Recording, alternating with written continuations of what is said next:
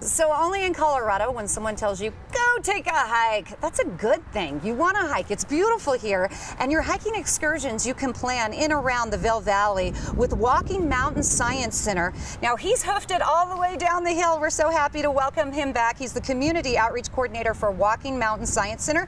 Peter Sunnison, good to have you back. Thanks for having me down here. I see you brought all kinds of crazy things. We'll get to those in a minute. Last time you were on, it was crazy what you had us do. So I'm kind of excited you're back.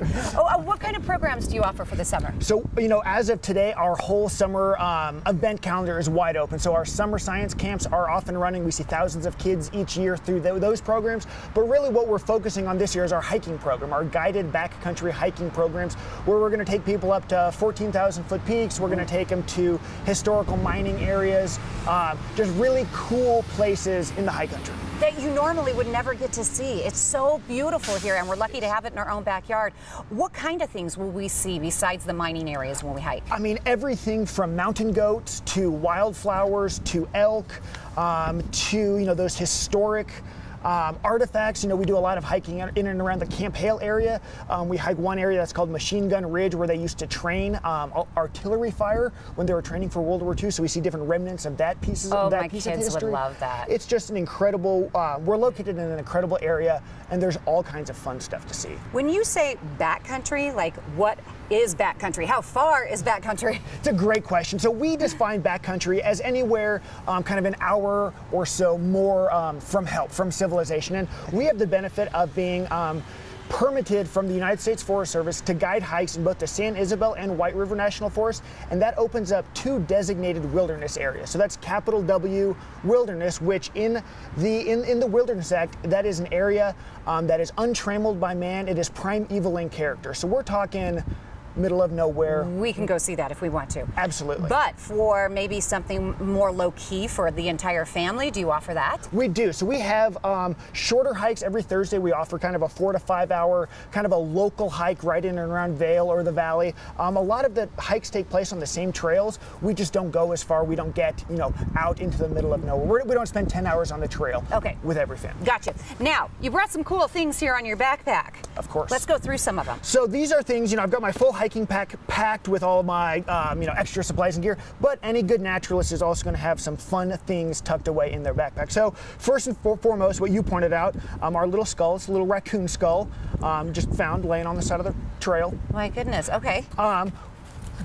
What is that? This is a young deer's antler. Oh, so you're kidding. That is a single tined. Can I touch it? Absolutely. Yep, that's a single tined antler. So that's probably a 2 or 3 year old deer's first shed. And so they shed their antlers. Exactly. You so can find them all. Grow them back every over the winter, and then in early spring or late winter they'll rub and drop them and start growing new ones. I'm dying to find out what this is. That is potentially this same deer's jawbone. They shed their jawbones? They don't shed their jawbone.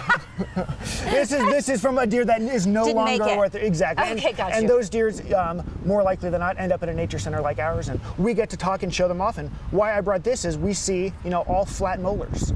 And what these molars, molars, no canines, no incisor teeth, that tells us that this is from an herbivore. These teeth are designed for grinding up plants and other type of vegetable matter, as opposed to sharp teeth. So not only are your kids getting out and being healthy, but they're learning, they're educating themselves. We have about a minute, so you got to go fast. Perfect. Tell me that. So this is looks like a regular old rock. If you look very closely, you can see some very porous surfaces. And what I've got here, this is actually a fossilized dinosaur bone. Oh, wow. And so how we recognize this, we're in the formation that we usually find dinosaur bones.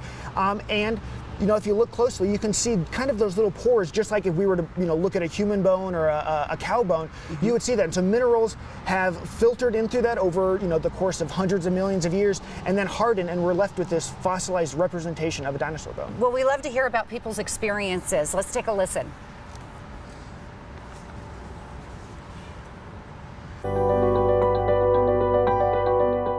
While on these hikes, it's awesome to remind people that this is their National Forest Service land. And when leading the hikes, when you get to see those interactions and making the connections between nature and their appreciation for it, it's incredible.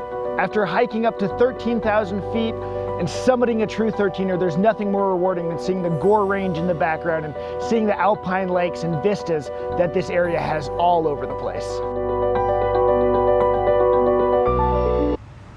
you too can enjoy our gorgeous Colorado backcountry. Go for a hike, have fun, and learn some really incredible stuff along the way. Plan a hiking adventure with Walking Mountains Science Center. Go to walkingmountains.org. It's really that easy. Walkingmountains.org. Book your excursion today. Go have fun. Stay with us. More Colorado and Company when we come right back.